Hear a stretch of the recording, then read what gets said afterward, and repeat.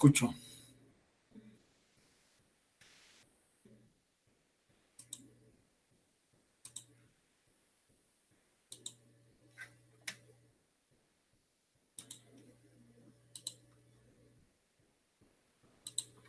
Ok. Eh, Esta clase va a ser un poquito corta, así que no vamos a tomarnos mucho tiempo, porque la patología quirúrgica del hígado se basa más que nada en algunos temas muy, muy esenciales y algunas otras patologías más que nada son para el trasplante hepático en sí, en la parte quirúrgica. Ya hemos llevado lo que es la parte de lo que es patología biliar, ya hemos desglosado creo que en gran medida. Y el hígado no es digamos, un órgano muy, muy complejo para nosotros como cirujanos, porque dentro de la parte quirúrgica, como les digo, o hacemos drenaje, sacamos algún parásito, quistes, etcétera, o al final se termina el trasplante hepático, que por lo menos en Bolivia no lo hacemos. Vamos a hacer un recuerdo anatómico de lo que es la anatomía hepática, algo muy, muy básico. Anatomía tiene dos lóbulos, está justamente dividido por el ligamento falciforme.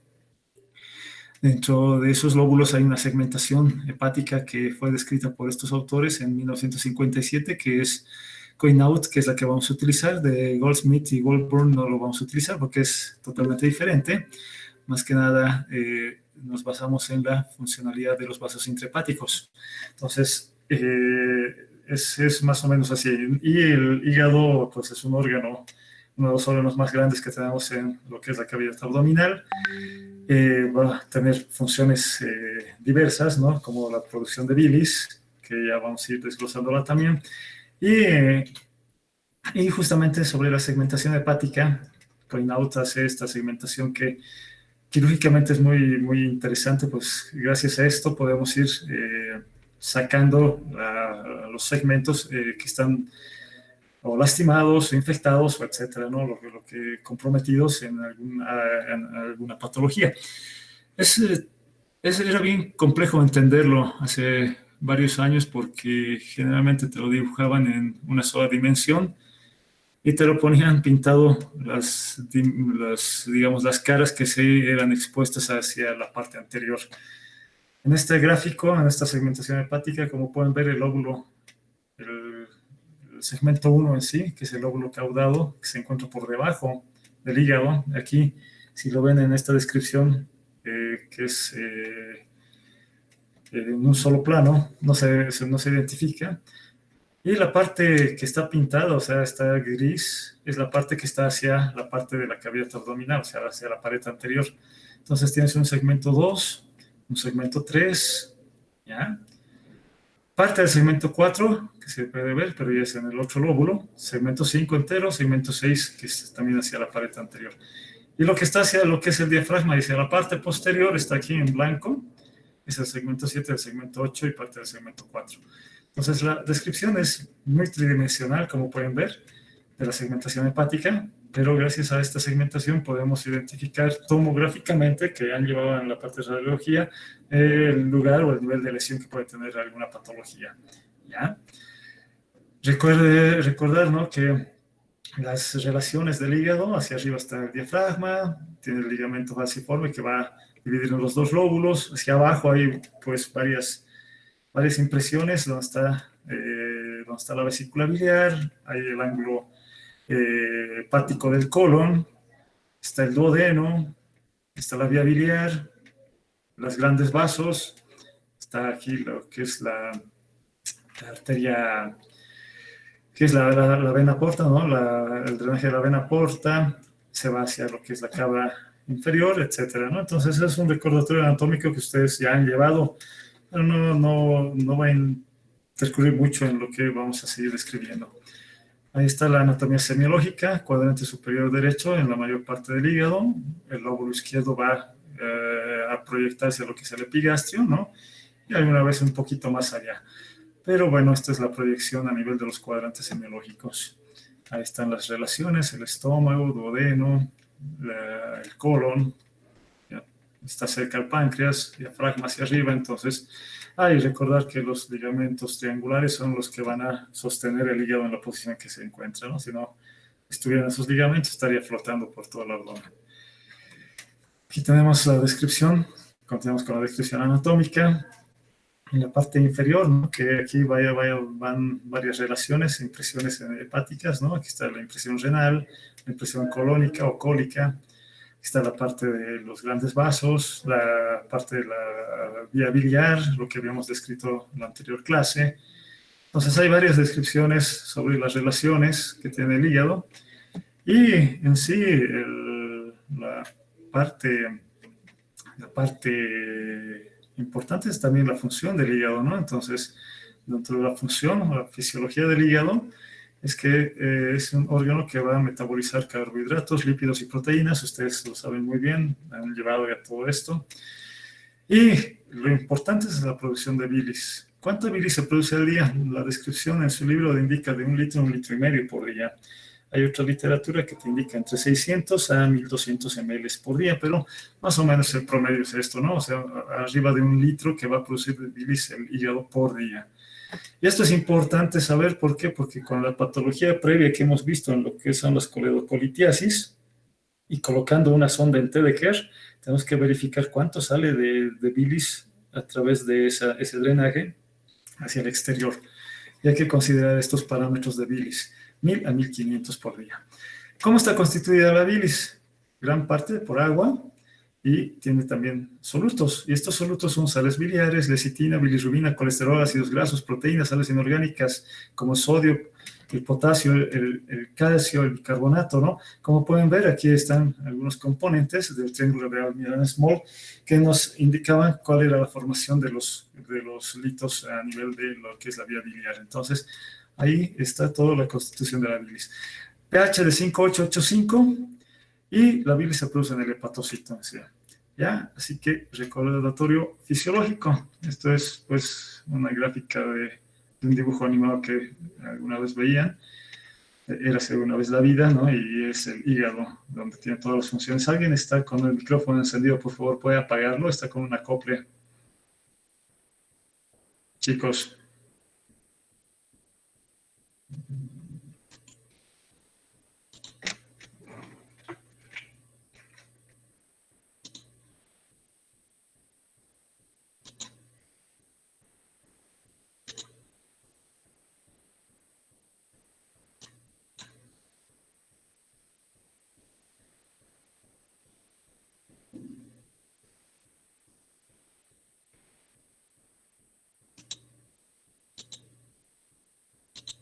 ¿Me escuchan?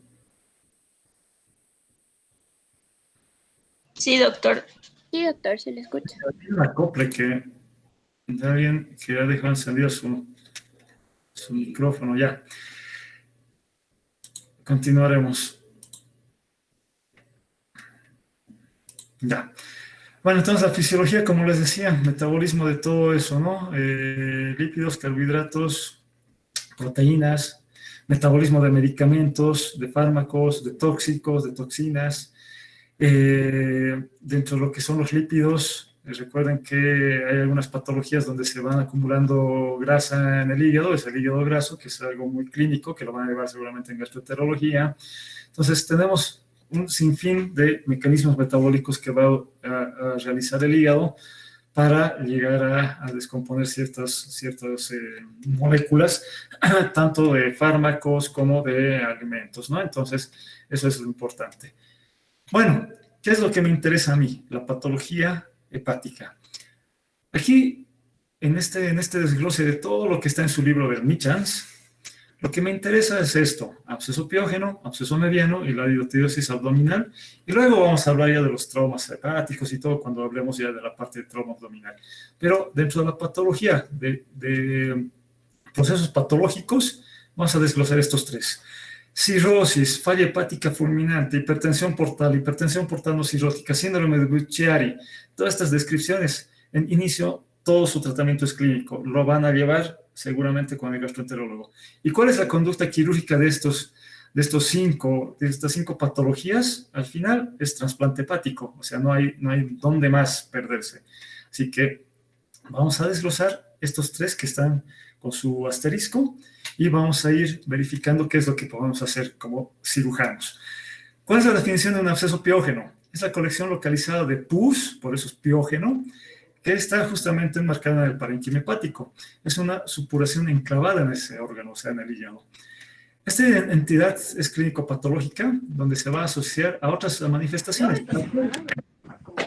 Sí, le echas al gire. Bueno, Pueden apagar su micrófono, por favor, chicos.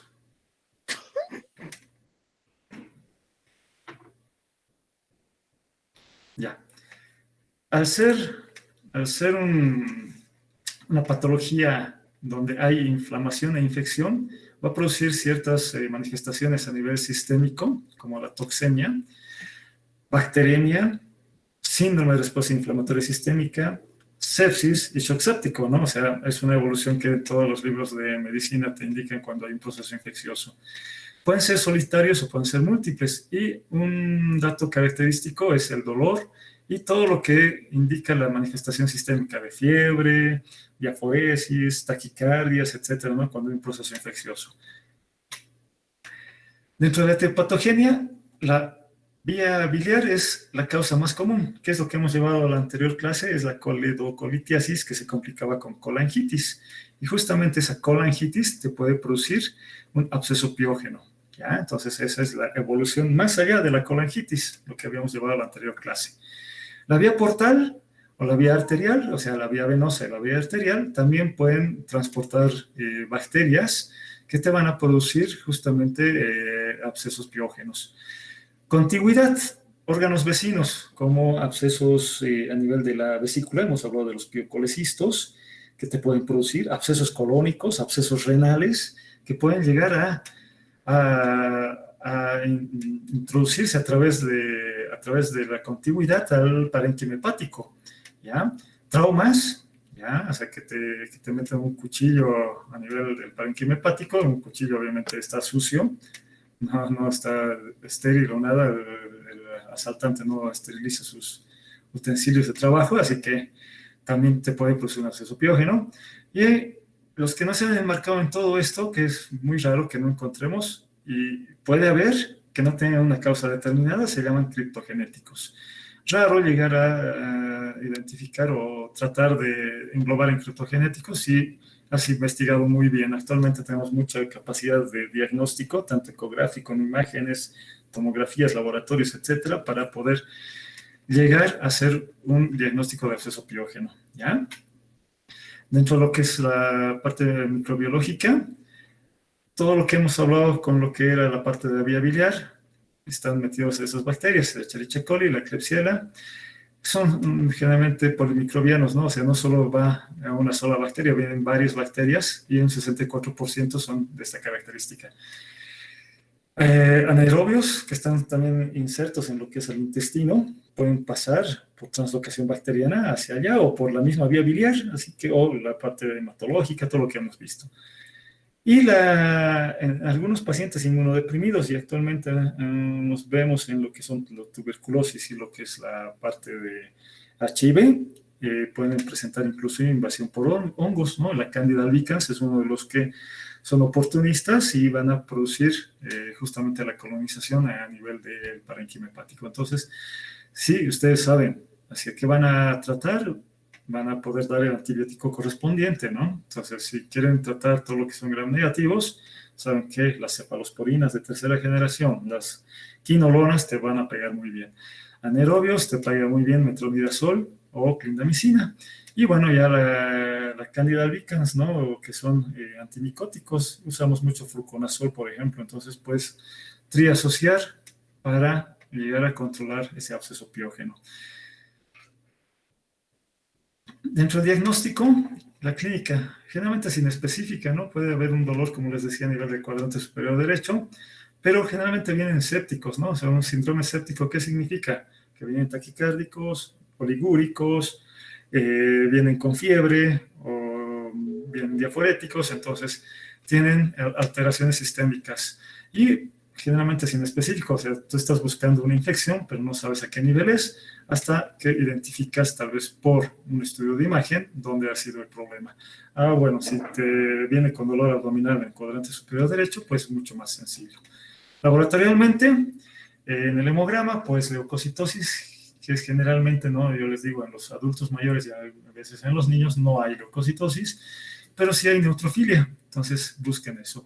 Reactantes de fase aguda, PCR, velocidad de eritrosedimentación aumentadas, que te van a dar un dato de inflamación o un dato de infección. Después pueden hacer las pruebas de perfil hepático, puede haber alteración de transaminasas, pero lo importante que buscan ustedes es la parte del hemograma. Estudios de imagen, lo primero que se pide es ultrasonografía para identificar si hay alguna otra circunstancia, pero la ultrasonografía te puede identificar imágenes que es operador dependiente, algunos no los identifican, pero tratan de identificar. Si no es muy convincente o evidente en la ultrasonografía, van a la tomografía o la resonancia magnética. Lo ideal con contraste para verificar el parénquima hepático. Una vez que has hecho el diagnóstico, si no has podido encontrar ni clínica, ni laboratorialmente, ni en imagen realmente qué pasa, pueden hacer una laparoscopía exploratoria para verificar si realmente alguna estructura en el hígado está produciendo esta complicación. ¿Cómo se puede complicar todo esto? El absceso hepático, al estar englobado en el parénquima hepático, puede, al igual que cualquier otra estructura, puede abrirse hacia la cavidad abdominal y producir justamente la contaminación del peritoneo, produciéndote una peritonitis. Entonces, una complicación intraabdominal son las peritonitis. Complicaciones torácicas, ¿en qué sentido? En el sentido de que, como está solo separado el tórax del abdomen por el diafragma, este diafragma muchas veces se paraliza por la infección, por la inflamación y por contigüidad, lo mismo que hemos visto cómo han llegado las bacterias hacia el parénquima hepático, por contigüidad pueden atravesar hasta la cavidad torácica, entonces también tienen complicaciones torácicas. ¿Y qué les va a producir? Disneas, distrés respiratorio y todo el componente de un síndrome séptico también a nivel respiratorio. Entonces, todos esos conceptos son importantes para poder identificar un absceso piógeno a nivel hepático. ¿Ya? ¿Cuál es el pronóstico? Si ustedes no tratan un absceso piógeno múltiple, o sea, si son varios abscesos en el hígado, el 100% de los pacientes se van a morir. Así de simple. Mortalidad del 100% en abscesos múltiples no tratados. Cuando son abscesos únicos y no han tratado, hasta un 10% pueden fallecer, pero van a entrar en un shock séptico y al final pues van a perder a su paciente. ¿Cuál es el concepto básico del tratamiento? Esto, antibiótico-terapia. La antibiótico-terapia en relación a las bacterias que hemos visto.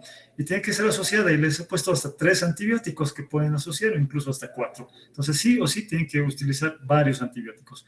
Cuando son abscesos únicos y son pequeñitos, o son múltiples pero pequeñitos, esto va muy bien, la antibiótico-terapia. Pero cuando son abscesos grandes, múltiples en casi todos los segmentos, pues tenemos que llegar a algo más, ya hacer maniobras invasivas. 2 cosas, el drenaje percutáneo, que puede ser por guía ecográfica o tomográfica, o sea, una punción a través de la pared, por esas 2 guías imagenológicas, y llegar hasta el absceso y poner un drenaje y empezar a lavar. O hacer un drenaje quirúrgico, hacer una laparoscopia o laparotomía ya abierta, para poder llegar a abordar el hígado directamente y hacer una limpieza instrumental o manual. Cuando hacemos un drenaje percutáneo, hacemos una punción por ecografía y como pueden ver se introduce un catéter, que es un drenaje, y empezamos a sacar esta característica de pus, achocolatado, fétido, o sea, estamos hablando de Escherichia coli, ¿no? Entonces, es esa misma característica que las heces fecales, pero en forma líquida técnicamente, y el mismo olor. Entonces, esto es importante en un absceso piógeno. Dejas el drenaje, empiezas a lavar varios días, antibióticos y esperar a que mejore. Generalmente lo hacemos cuando son abscesos únicos, ¿ya? Cuando son abscesos múltiples, pues poner varios drenajes no es lo óptimo, es directamente la resolución quirúrgica, ¿ok? Muy bien, ese es el primer la primera patología. Vamos a ir a desglosar la segunda, que es un poquito diferente en la característica del drenaje, nada más. Es el absceso amebiano. Pero esto está producido por un parásito, que es la enfermedad histolítica. Y esto describe dos patologías a nivel abdominal, que es el absceso amebiano, que puede ser en intestino o en parenquima hepático, o la disentería, que es netamente intestinal. Ya han llevado eso o van a llevar en gastroenterología. No me voy a meter a más ahí. ¿Cómo se produce el absceso amebiano? Cuando invade justamente este parásito al parenquima hepático. ¿Y qué va a producir? Va a producir una necrosis hepática por citólisis en primera instancia. O sea, lo primero que hace es necrosar el tejido, el parásito. Esta necrosis hepática va a producir trombosis. Esa trombosis va a hacer que hayan coagulitos en las arterias hepáticas, en las venas hepáticas, portales, y se va a empezar a licuar, se va a hacer como un licuado todo eso, y se va a ver un área de tejido necrótico de color rosado, similar a la pasta de anchoas. ¿Saben qué son las anchoas? Supongo que las han comido hasta en las pizzas. Son esos pescaditos que, imagínense licuarlos y van a salir como esto. Cuando hacemos un drenaje, porque el tratamiento es técnicamente lo mismo que el anterior, el drenaje percutáneo ya no me sale achocolatado, me sale así, rosado, así con coágulos, con pedazos de material de tejido como carne. Entonces es como un lavado de carne técnicamente, y eso es justamente la característica de lo que es la pasta de anchoas, que es característico del absceso amebiano. ¿Cuál es la clínica? Lo mismo que el anterior. Puede haber dolor abdominal e hipocondrio derecho, sienten sensación de hepatomegalia, o sea que crece el hígado, fiebre intermitente, cuando se sobreinfecta el absceso amebiano puede haber fiebre, ¿ya? Y datos de sepsis cuando se sobreinfecta, entonces ya no es tan amebiano, ¿no? El diagnóstico clínico, con los antecedentes, ¿no? Que tal vez ha sido tratado por disentería algunos meses o años antes. Ecográfico, lo mismo, buscar imágenes ecográficas a nivel hepático, que son características. Laboratorial, utilizamos mucho los test de hemoglutinación pasiva, inmunofluorescencia indirecta, o el test de ELISA, ya que te va a dar de forma indirecta la presencia del parásito en sangre. Entonces, son test de ELISA en sangre que te va a ayudar a identificar justamente eso. Claramente buscamos las inmunoglobulinas específicas, ¿no? En el test de ELISA, lo que más o menos hacen con el coronavirus actualmente, ¿no? Entonces, buscas IGs específicas para eso, aunado al dato clínico, pues te va a dar justamente identificar al agente causal. ¿Cuál es el tratamiento? Lo primero que hacemos es iniciarle o dosificar o sobredosificar metronidazol. Metronidazol, aparte de ser un buen antibiótico, es un buen antiparasitario, entonces pega muy bien a la amebiasis. E iniciamos incluso hasta 800 miligramos 3 veces al día, ¿ya? Esto por varias semanas, tratando de que el agente causal, pues, desaparezca. Pero obviamente, al igual que el anterior, como ya son localizaciones o estructuras macroscópicas que han horadado el parenquima hepático, tenemos que muchas veces hacer el drenaje. Un drenaje percutáneo como el anterior, como les he mostrado, o llegar a hacer un corte en la cavidad abdominal, y hacer el tratamiento directo por una cirugía. Muy bien, entonces esas son las dos primeras entidades que quiero que estén en su cabeza. Son algo muy sencillas de identificar, por lo menos ante un drenaje, ¿ya? Pero hay que identificarlas. No sé si tienen alguna duda antes de pasar a la otra patología.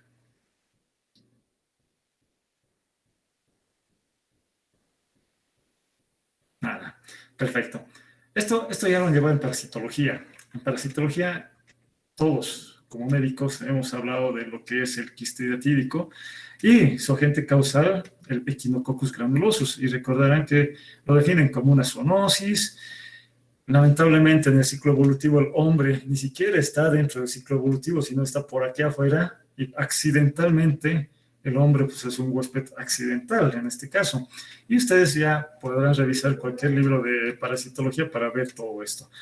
Recuerden que a través de la ingesta de la carne contaminada de un carnero, de una oveja, el perro, el gato, etcétera, pues consume el quiste en sus diferentes fases larvarias, etcétera, o quísticas, Y tu mascota, el perrito, etcétera, viene hacia donde está el hombre y a través de su saliva, porque lo besas directamente al hocico, que algunos son muy cariñosos o cariñosas, les hacen justamente, les lamen la cara, la boca, etcétera, y a través de eso pues ingresa el ciclo del parásito de forma accidental al ser humano. Entonces, eso es el recordatorio parasitológico que les hago. ¿Cómo está compuesto el quiste? Tiene un continente y tiene un contenido. Ustedes también lo han llevado. Lo vamos a pasar rapidito. Dentro del continente está formado por macrófagos y por un tejido epitelial granulomatoso que la reacción inflamatoria te produce, ¿ya? Y por dentro está un líquido, es como un líquido, es como un globito donde va a contener los escólices, como una arenilla y tienen vesículas, ¿ya? Estos escólices van progresando y generando vesículas, ¿no? Y haciendo ciclos evolutivos dentro de lo que es el quiste hidatídico, y una vez que maduran, empiezan a reventar y van formando otros quistes alrededor. Entonces, esa es la composición justamente del quiste hidatídico y su evolución dentro del parénquima hepático. ¿Cuál es la prevalencia? Estadísticamente en el hígado entre el 50 y 60%, y pueden pasar por la vía hepática, hematógena, hacia lo que es el pulmón, que es algo muy común en nuestro medio, al 20 al 30%. Otras localizaciones menos frecuentes cuando se pueden reventar, en peritoneo puede haber, en el vaso, en los riñones, sistema nervioso, huesos, ¿ya? O en la pleura, cuando revientan del parénquima pulmonar hacia la pleura, pueden también tener estas vesículas o estos quistes que se forman macroscópicamente, ¿ya? Esto es muy común en nuestro medio y no tan común en otros lados, ¿no? Cuando estuve en Brasil, justamente el único caso de quiste hidatídico que tuvimos hepático fue en una paciente boliviana. Entonces, allí lo publicaron a propósito de un caso, ¿no? Y nosotros somos los que tenemos mayor incidencia, digamos, en nuestro país, justamente por la prevalencia del parásito, ¿ya? ¿Cómo es el diagnóstico? Bueno, el diagnóstico, el ARCO 5, el DD5 se utilizaba, pero miren, la especificidad era muy, muy bajita. Actualmente hacemos pruebas de ELISA o test de inmunofluorescencia indirecta, los que por la reacción antígeno-anticuerpo te identifican el parásito de forma indirecta, y la especificidad es pues mayor del 80%. Entonces, solo piden series laboratoriales o marcadores de ELISA para Echinococcus granulosus, como en las amebas, y ya tenemos el diagnóstico. Esto es de museo, pero está descrito en su libro, lo van a leer, es interesante. Ecográficamente, también te da imágenes redondeadas, numulares, en el parénquima hepático. Esta es la misma paciente, pero con una imagen tomográfica. Miren que las mismas imágenes numulares significan como monedas redondeadas, ¿ya? Entonces, son esas imágenes que van a encontrar. Ya lo han llevado seguramente en las descripciones de radiología que han visto el anterior semestre. Dentro de la clínica, no es evidente. Generalmente el paciente viene con una sensación de pesadez a nivel del hipocondrio derecho, no es dolor ni siquiera, o siente que cuando salta hay agua dentro de su abdomen, en la región hepática. Entonces, es generalmente incidentalmente el diagnóstico. ¿Y qué hacemos como médicos? O sea, ante esa duda, lo primero que hacemos es pedir una ecografía. Y la ecografía, pues, nos puede mostrar esas imágenes. Y dentro de esos datos imagenológicos, Garbi y colaboradores hizo una clasificación de los tipos de imagen que puedes encontrar en una ecografía. Puede ser única, ¿ya? Con poca arenilla en fondo, del tipo 1, tipo 2, con una membrana flotante, o sea, ya reventado, que es el signo del camalote ecográfico, porque también hay un signo del camalote radiológico en los pulmones que ya le han llevado seguramente. El tipo 3 son imágenes quísticas con múltiples vesículas hijas. El tipo 4 ya es heterogéneo, o sea, ya tiene otro contenido, pero ya son quistes infectados porque ya tienen pus. Y el tipo 5 ya se han calcificado y tienen sombra acústica posterior, como lo que hemos visto en las piedritas de las vesículas. ¿Ya? Entonces, Garbi de esa forma lo ha clasificado, pero la imagen es esta, muy característica. Clínicamente, dolor puede haber, pero ya les he dicho, es incidental. Ictericia, porque ha empezado a obstruir conductos hepáticos, y si se sobreinfecta, va a haber fiebre, ¿no? O datos de sepsis también, lo que hablamos con los abscesos pirógenos. ¿Qué es lo que vemos cuando hacemos las cirugías? Sacamos como globitos, toditos los quistes. Y dentro del acto quirúrgico, pues tenemos esto, ¿no? El drenaje, el avenamiento, la marsupialización, que viene de los marsupiales, que es el canguro, etcétera, esos mamíferos, que hay que sacar directamente, ¿no?, hacia la pared abdominal con un drenaje. Ya hemos llevado drenajes el anterior semestre, bueno, las técnicas no les voy a explicar.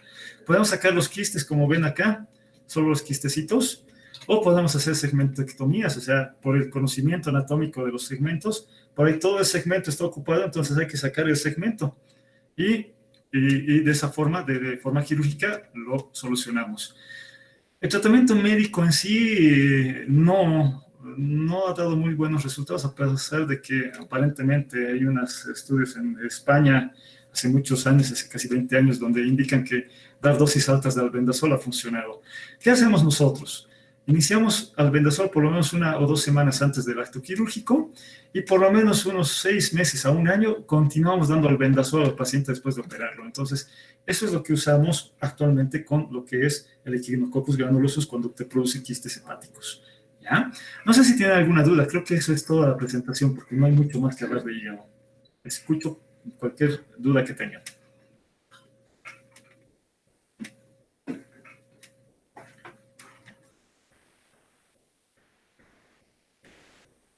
Bueno, perfecto. Chicos, como les decía, esta clase es algo corta, va a haber clases un poquito más largas también, pero esto es lo básico que quiero que veamos en lo que es la parte hepática en sí. ¿Ya? Se les va a mandar sus tareas, revisen bien todo lo que me mandan, he revisado algunas tareas y me están haciendo copy-paste de algunas cosas y todos están incurriendo en el mismo error, ¿no? Necesito también de su tarea, sus comentarios, algo de ustedes, ¿no? De los que han escrito allá en el Google o en el Rincón del Vago, ¿ya? Así que, por favor, revisen bien las tareas que me mandan, todo eso va a calificación y va a haber también evaluaciones con sus tareas y con todo lo que les estoy hablando. El fin de semana les voy a mandar la siguiente tarea para la revisión de hasta la próxima semana. No sé si tienen alguna duda más.